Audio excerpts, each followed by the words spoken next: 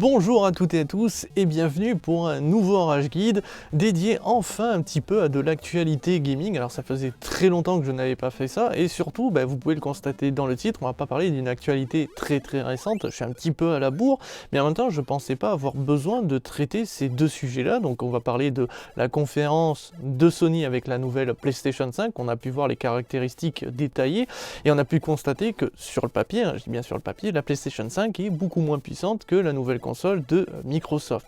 Et derrière, on va parler de l'OMS, l'Organisation mondiale de la santé, qui a dit qu'en mode confinement, il était bien de jouer aux jeux vidéo. Or, ils ont dit aussi que l'addiction aux jeux vidéo était une maladie reconnue, donc c'est un petit peu l'hôpital qui soude la charité, d'après pas mal de personnes. Donc il y a des gens qui enterrent la console de Sony, il y a des gens qui disent que l'OMS c'est de la merde et qui font n'importe quoi. Bref, on peut constater que les gens sont littéralement cons. Et le pire dans cette histoire, c'est qu'il y a quasiment aucun journaliste spécialisé du milieu du jeu vidéo, de vidéastes ni de streamers qui ont dit des choses intéressantes, qui ont essayé de défendre Sonic ou qui ont essayé de défendre l'OMS, ce qui fait que leur communauté suive leurs paroles et malheureusement tout le monde est en train de dire de la merde. C'est pour ça que j'ai décidé de faire ce petit rage guide à propos de ces deux sujets. Donc on va commencer d'abord par la conférence de Sony et on a pu constater une chose à l'unanimité, qu'elle était chiante comme la mort. En même temps, les gens s'attendaient à quoi puisqu'ils ont dit qu'ils allaient juste parler de la console, à des pom-pom girls, à un concert, à des comiques qui allaient faire des spectacles. Ils s'attendaient à quoi exactement ? On nous l'a dit très clairement, on va parler de la console, on va montrer en détail ce qu'elle a dans le ventre. Point barre. Forcément qu'on va parler de teraflop, qu'on va parler de puissance, qu'on va parler de SSD, qu'on va parler de temps de chargement, de la nouvelle manette, ça s'arrête là. C'est pas intéressant, certes, pour vous, mais c'est intéressant pour pas mal d'autres personnes. Le seul X, c'est qu'on n'a pas l'habitude de voir ça pour des consoles. On est normalement, en général, là pour des ordinateurs. Pour les possesseurs d'un ordinateur, ça les intéresse, ce genre de détails, les teraflops, le SSD, de savoir pourquoi la carte graphique est plus puissante et pourquoi on va la payer 1000 €. Ce genre de détails, pour les possesseurs de PC, ça a une importance et ça a une utilité. Pour les possesseurs de consoles, c'est plus compliqué. Cette console a du potentiel et que Sony part dans une direction. Il était important pour eux de vous montrer ça. De toute façon, tout au tard, vous auriez su ce genre de détails. Mais ils ont décidé d'en faire une conférence. Comme ça, vous avez avec vos propres yeux la vision de ce que c'est réellement la future PlayStation. Ils ont pris une direction là où Microsoft en a pris une nouvelle. Est-ce que pour autant de voir qu'effectivement elle est moins puissante que la nouvelle Xbox, ça veut dire qu'ils ont perdu la guerre dans l'avenir? Non, ça veut juste montrer que oui, elle est moins puissante, mais tout dépendra de ce que vont faire les développeurs. Qu'est-ce que je veux dire par là? On nous a montré par le passé que parler de puissance avec les consoles ne rimait pas avec performance. Regardez la Jaguar et ses 64 bits, toujours plus de bits et des jeux littéralement dégueulasses. Alors certes, je tape sur l'ambulance. On va parler plutôt de la PlayStation 3. Ok, encore une fois, c'est Sony. Mais quand on regardait les caractéristiques de la PlayStation 3 et de l'Xbox 360, on avait deux consoles similaires, si ce n'est pour Sony peut-être une console plus puissante. Le souci, c'est que l'architecture de la PlayStation 3 a fait que les développeurs ont eu énormément de mal à exploiter tout le potentiel de la console, ce qui fait qu'en début d'année, et les premières années littéralement, la console nous offrait des jeux dégueulasses. Même les jeux multiplateformes étaient dégueulasses. Clipping à mort, aliasing, des pertes de FPS qui n'avaient aucun sens. Je vous invite à regarder les tests des jeux de l'époque et les comparatifs entre Xbox 360 et PlayStation 3 et systématiquement, l'Xbox 360 s'en sortait au-dessus, à des années-lumière de la PlayStation 3. Il a fallu attendre des années et attendre la fin de vie de la PlayStation 3 pour que les développeurs arrivent à l'exploiter et nous offrir des jeux magnifiques, si ce n'est même plus beau que sur Xbox 360. En plus de ça, je rappelle quand même que Sony avait directement dit que le Blu-ray était l'avenir, là où Microsoft avait plutôt dit HD DVD. Et on a constaté que c'est le Blu-ray qui a gagné. Donc Sony, sont pas des gros cons, ils maîtrisent plutôt bien le sujet. On l'a vu avec la PlayStation 4, qui était une console très réussie, qui se vend comme des petits pains, avec des exclus incroyables, là où Microsoft, certes, avait une console folle, et pourtant, en début d'année, on a eu des jeux catastrophiques, et après, quand les années ont continué, on a vu que les jeux n'étaient pas fous non plus. Alors certes, ces exclus comme Gears, les Halo, c'était sympa, mais on se disait qu'on avait payé une console presque 600 € et on n'avait rien à se mettre sous la dent à part les jeux multiplateformes qu'on pouvait avoir chez la concurrence. Et au final, on se disait, mais en fait, pourquoi j'ai pas acheté la PlayStation 4 ? Alors certes, oui, Microsoft maîtrise quand même les consoles.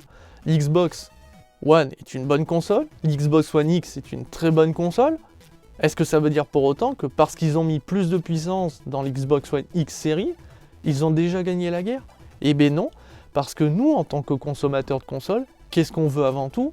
C'est être divertis. On veut des bons jeux vidéo. Qu'ils soient beaux certes, mais surtout qu'ils soient amusants. Et on peut comparer la concurrence entre ces deux-là, Nintendo, qui nous offre la console la moins puissante du marché, qui pourtant se vend comme des petits pains. Qui certes est avant tout dédié aux fans hardcore de Nintendo, ceux qui aiment les jeux Nintendo et qui s'en foutent du reste, mais ils attirent aussi quand même un public qui aime bien les autres jeux, parce qu'aujourd'hui, sur Nintendo Switch, vous avez du Doom, vous avez The Witcher 3, vous allez avoir bientôt la collection BioShock, vous allez avoir plein d'autres gros jeux qui sortent normalement uniquement sur les autres consoles, et pourtant vous les avez sur Switch. Parce que ce n'est pas la puissance qui fait une console, c'est avant tout les jeux. Et le souci, c'est qui fait les jeux ? C'est les développeurs. Donc encore une fois, tout dépendra des développeurs. Sur le papier, la PlayStation 5 est beaucoup moins puissante, mais les développeurs, s'ils maîtrisent largement l'architecture de la console, pourraient très bien nous sortir des petites perles, des petites pépites, voire même des jeux encore plus beaux que ce que nous aurions sur Xbox One X. On verra bien sur l'Xbox One X série. Excusez-moi, je me gourre toujours de nom. Un nom de merde, voilà. Mais pour vous dire qu'on va voir ça à l'avenir. Aujourd'hui, on ne peut pas enterrer la console juste parce que sur le papier, on voit qu'elle est moins puissante. Ça ne veut absolument rien dire. C'est pour ça qu'il était important pour Sony de vous montrer que les développeurs étaient enthousiastes, que les éditeurs étaient enthousiastes, que les journalistes spécialisés étaient enthousiastes. Et beaucoup de personnes se disent, oui, cette console, ça serait une très bonne console, sauf qu'elle prend une direction totalement différente de celle de Microsoft qui est en train de nous montrer que eux, ils veulent vous proposer un mini ordinateur. Et c'est ça la grosse différence. C'est qu'on a plutôt un ordinateur d'un côté et un ordinateur console de l'autre. C'est comme ça que je vois la chose. De toute façon, je vous l'ai dit, et je le redirai toujours, plus on va aller dans les années, plus les consoles s'approcheront des ordinateurs, plus on aura des mini-PC comme console. Ce qui veut dire qu'il faudra mettre le budget, et surtout on se posera la question, est-ce qu'il ne sera pas finalement plus rentable d'acheter un ordinateur qu'une console ordinateur ? Eh bien, c'est ce qu'on verra à l'avenir, mais pour l'instant, il est sûr d'une chose, Sony a fait du très bon travail. Pour moi, c'est pas se tirer une balle dans le pied avec cette conférence. C'est juste vous qui avez rien compris à la conférence. Et surtout de dire que c'est chiant comme la mort, il n'y avait pas d'intérêt. En même temps, il fallait pas s'attendre à autre chose que des détails de la console. C'était l'objectif. Bien sûr qu'ils auraient pu se contenter de vous montrer ça sur internet avec une fiche technique, mais les gens ne l'auraient pas lu. C'est ça le pire, c'est que personne ne l'aurait lu, à part les journalistes spécialisés qui après derrière auraient écrit un article à la con. Parce que c'est ça aussi, c'est qu'il y a beaucoup de gens qui ont écrit n'importe quoi et qui font passer de mauvais messages en vous disant bah oui, la PlayStation 5 effectivement elle est moins puissante, donc les jeux seront moins bien. Hein ? Mais comment tu peux le savoir, connard ? Regarde, encore une fois, la PlayStation 3. Au début c'était des jeux catastrophiques et après on a eu des jeux exceptionnel, alors que pourtant sur le papier c'est la même console, c'était la même architecture, sauf que les développeurs ont eu du mal à pouvoir maîtriser la bête. Et bien on verra bien ce que va donner la PlayStation 5 et la Xbox One X série. Est-ce que les développeurs vont réussir à maîtriser les deux architectures ? Et bien on va le savoir très rapidement, puisque ça sort bientôt, ça sort en fin d'année, si tout va bien encore une fois. Mais il est sûr d'une chose, on ne peut pas enterrer Sony. On ne peut absolument pas. Et Nintendo est la preuve fondamentale de tout ça. La puissance ne veut absolument rien dire. C'est la qualité des jeux qui feront que la console ait un futur ou non. Et en plus de ça, il est important de revenir là-dessus, ça sera que la première génération de la console. C'est-à-dire qu'on pourrait avoir potentiellement une PlayStation 5 Pro, une console encore plus puissante. Ce que je veux dire par là, c'est qu'on a bien une Xbox One et une PlayStation 4, et puis derrière, il y a eu une Xbox One X et une PlayStation 4 Pro. Ça veut dire que potentiellement, on aura une PlayStation 5 Pro et une Xbox One X série. En tout cas, il est sûr d'une chose, on ne peut rien dire à l'avance. C'est sûr que de voir ces statistiques font un peu peur, on se dit mais pourquoi elle est moins puissante ? Pourquoi ils n'ont pas mis un peu plus cher avec des meilleurs composants ? Justement, parce que tout ceci a un coût il y a un coût que vous, consommateurs, allez payer. C'est pour ça qu'actuellement, c'est une guerre de tranchées entre Microsoft et Sony. Qui va déclarer le tarif en premier? Et celui qui va déclarer en premier prend un énorme risque de voir le concurrent dire « Quoi, tu vends ta console? Bon, imaginons 600 €, je la vends 500. » Ou genre 450 €. Pourquoi ils feraient ça? Certes, ils vendraient à perte leur console, parce que malheureusement, quand on voit les composants de la PlayStation 5 et la Xbox One X Series, on devrait avoir des consoles qui coûtent entre 600 et 700 € sans problème, si c'était un petit peu plus cher. Mais on ne peut pas vendre une console à ce prix-là, parce qu'à ce moment-là, on t'aurait acheté un ordinateur. Et bien en fait, la vendre un peu moins cher, ça serait la vendre à perte, mais on en vendrait normalement un peu plus. Ce qui veut dire qu'on vendrait derrière plus de jeux sur ces consoles-là, donc sur nos consoles qu'on vendrait moins cher. Donc on récupérerait l'argent qu'on a perdu avec la baisse de prix de la console, avec les jeux, parce qu'on en vendrait largement plus. Donc voilà, il y a une manière de penser, c'est une guerre de tranchées, les informations sont compte-gouttes. Pour l'instant, on sait avec la fiche technique que la PlayStation 5 est en dessous de la Xbox One X Series. Maintenant, on sait que la PlayStation 4, donc Sony, a gagné la guerre avec les exclusivités. Aujourd'hui, les meilleurs exclus sont chez Sony. Maintenant, on ne sait jamais. On voit que Microsoft rachète énormément de studios, donc il se peut que pour la Xbox One X Series, on ait des exclus de malades et de nouvelles exclus, et pas se contenter de Halo, de Gears et de Forza, et de Ori potentiellement. On aurait vraiment de la nouveauté, de la fraîcheur. On sait qu'il y a Psychonauts 2 qui devrait sortir, on sait qu'ils ont des cartes à jouer, mais Sony aussi. Donc il faut faire très attention, et ça me fait grave chier de voir mais les journalistes spécialisés, de voir tous les gens du milieu cracher sur la console. Alors oui, il y a des développeurs qui ont aussi dit voilà, c'est un peu de la merde, mais il y a aussi beaucoup de développeurs qui ont dit oui, elle est moins puissante, mais elle est géniale à travailler. Donc ça veut tout dire. Donc je pense que moi, la PlayStation 5 a un bel avenir et qu'elle risque de surprendre pas mal de personnes, mais cette conférence est un échec pour beaucoup de gens, et parce que les gens n'ont rien compris au but de cette conférence, et c'est vraiment triste. Maintenant, pour terminer ce petit rage guide, on va pas passer 2 heures, effectivement, les gens sont cons, et encore une fois, on a la preuve avec l'Organisation mondiale de la santé, qui ont dit officiellement que oui, l'addiction aux jeux vidéo est une maladie reconnue. Qu'est-ce que ça veut dire par là? Est-ce que ça veut dire qu'il y a des gens qui sont addicts aux jeux vidéo? Statistiquement, il se peut qu'il y ait une personne sur les milliards de personnes qui est atteinte d'addiction. Est-ce que ça veut dire pour autant que l'OMS est en train de dire il faut arrêter de jouer aux jeux vidéo? Est-ce que quand on parle d'alcool, on dit qu'il ne faut pas boire d'alcool? On vous dit juste faites attention. Alors pourtant, l'alcool, ça peut rendre addict, on est d'accord. Mais ça ne veut pas dire pour autant qu'on vous dit ne buvez pas d'alcool, juste avec modération. Et bien en fait, l'OMS vous dit exactement la même chose. Faites attention, le jeu vidéo, potentiellement, peut rendre addict. Donc faites attention à vos enfants. C'est pour ça qu'aujourd'hui, ce qu'a fait l'OMS avec le confinement, c'est de vous dire de jouer aux jeux vidéo. Mais c'est une bonne chose, et c'est normal que l'OMS le dit, parce que on sait que le confinement, c'est potentiellement un problème pour beaucoup de personnes qui n'ont pas l'habitude de rester chez soi et enfermés, qui n'ont pas l'habitude de rien faire.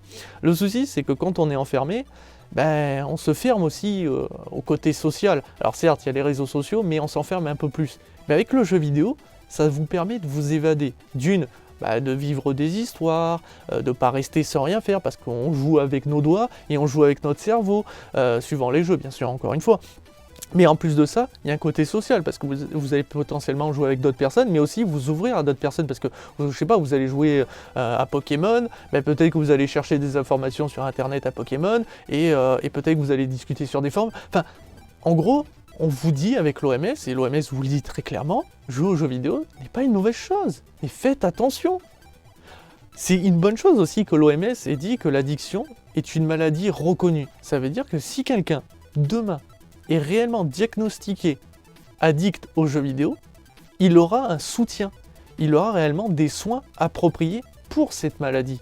Parce que quand c'est pas reconnu, quand une maladie n'est pas reconnue, malheureusement, ça pose problème pour les gens qui ont cette maladie. Ça veut dire qu'ils n'ont pas des soins, ils ne sont pas pris au sérieux, les gens n'ont rien à foutre d'eux, alors que quand une maladie est reconnue, on leur apporte tous les soins nécessaires. En tout cas, on essaye de les aider au maximum. C'est pour ça que non, l'OMS, c'est pas l'hôpital qui se fout de la charité en vous disant oui, les jeux rendent addicts, mais derrière, jouez aux jeux vidéo. Il vous dit juste attention, on ne sait jamais. Et bien sûr que c'est une bonne chose, surtout en mode confinement où tous les gens n'ont pas l'habitude de rester chez eux. Parce que rien faire, c'est encore pire que jouer aux jeux vidéo. Parce que ça peut vous rendre dépressif, ça peut vous renfermer sur vous-même, ça peut jouer sur votre état de santé physique, mais aussi moral. Donc jouer aux jeux vidéo est une bonne chose, ça va permettre de vous divertir, de vous ouvrir, mais aussi de voyager, parce que le jeu vidéo est un voyage. Donc ce qu'a fait l'OMS est une excellente chose. Mais encore une fois, les gens l'interprètent très mal, et surtout, il n'y a encore une fois, aucun professionnel du milieu qui va vous dire ce qu'a fait l'OMS, c'était une bonne chose, en vous expliquant ce que je suis en train de faire. Je ne suis pas un professionnel, j'ai aucune incidence sur le milieu du jeu vidéo parce qu'on ne m'écoute pas, et je m'en fous. Mais ça m'attriste quand même que les gens du milieu ne fassent pas attention et ne vous expliquent pas les choses. Bien sûr qu'on ne peut pas être d'accord avec moi. J'ai une vision de la chose, vous avez une autre vision de la chose. Il faudrait qu'il y ait bien plus de gens du milieu qui le fassent en vidéo, sur un blog, sur Gameblog ou ce genre de trucs. Parce que ça me trouve le cul que je vois beaucoup d'articles, que ce soit de Gameblog et autres sites, qui écrivent des titres putaclic en vous disant ouvertement qu'en gros l'OMS s'est foutu de votre gueule, en vous disant que l'addiction aux jeux vidéo était une maladie. Ils se sont foutus de vous. Et ça m'attriste de voir des sites comme eux écrire ce genre de titre putaclic et ce genre d'article à la con sans que derrière ils vous expliquent quoi que ce soit et essayent de vous ouvrir les yeux. C'est pour ça que quand je dis que les gens sont cons, ils sont pas forcément responsables, c'est qu'on essaie de les rendre cons parce qu'on n'essaye pas de les rendre intelligents. Et ça m'attriste au plus haut point. Donc voilà qui conclut ce Rage Guide. Il n'est pas long, hein, on est d'accord. Je suis pas rentré peut-être trop dans les détails pour les caractéristiques de la PlayStation 5, mais en même temps il n'y a pas grand chose à dire de plus, vous avez les fiches techniques, vous pouvez voir par vous-même. Personnellement, j'ai joué aux jeux vidéo depuis que je suis petit, les consoles, je les ai vues évoluer, j'ai vu la puissance évoluer. Pour moi, c'est pas ce que je recherche. Je sais qu'il y en a qui recherchent ça, mais à ce moment-là, partez plutôt sur un ordinateur, ça aura plus de sens. Pour moi, la console doit rester accessible et juste nous divertir. Certes, essayer de rendre les consoles plus puissantes pour avoir des temps de chargement plus courts, avoir des jeux plus beaux, c'est une bonne chose. Mais il faut faire attention, aujourd'hui les consoles s'approchent tellement d'un PC qu'il va être compliqué de savoir la différence entre un PC et une console. On est d'accord ? Donc c'est pour ça, et surtout arrêtez de juger et d'écouter les sites comme Gameblog, les sites professionnels soi-disant, ou les journalistes professionnels. N'hésitez pas à faire votre propre avis en regardant toutes les informations et essayez de vous poser les bonnes questions. Pourquoi ça marche comme ça? Pourquoi Sony a fait cette conférence? Pourquoi l'OMS vous dit de jouer aux jeux vidéo alors qu'ils vous disent que la maladie de l'addiction aux jeux vidéo existe? Il faut faire la part des choses et se poser les bonnes questions. Et à ce moment-là, vous allez comprendre qu'en fait, on vous dit beaucoup de merde. Voilà. Enfin bon bref, voilà qui conclut ce nouveau Rage Guide. Je vous dis à très très vite et à très bientôt pour toujours plus de vidéos et toujours plus de rage, même si, comme vous pouvez le constater, je gueule pas forcément dans un Rage Guide, c'est pas mon objectif, c'est juste de vous faire comprendre à quel point j'ai la haine parfois sur certaines informations dites par certaines personnes. Ça me fend le cœur de voir qu'il y en a qui enterrent déjà la PlayStation 5 ou qui crachent sur l'OMS alors que ce qu'ils font c'est totalement normal et logique. Mais bon bref, encore une fois, hein, les gens sont cons parce qu'on essaie de les rendre encore plus cons qu'ils ne le sont déjà. Allez, sur ce, ciao ciao.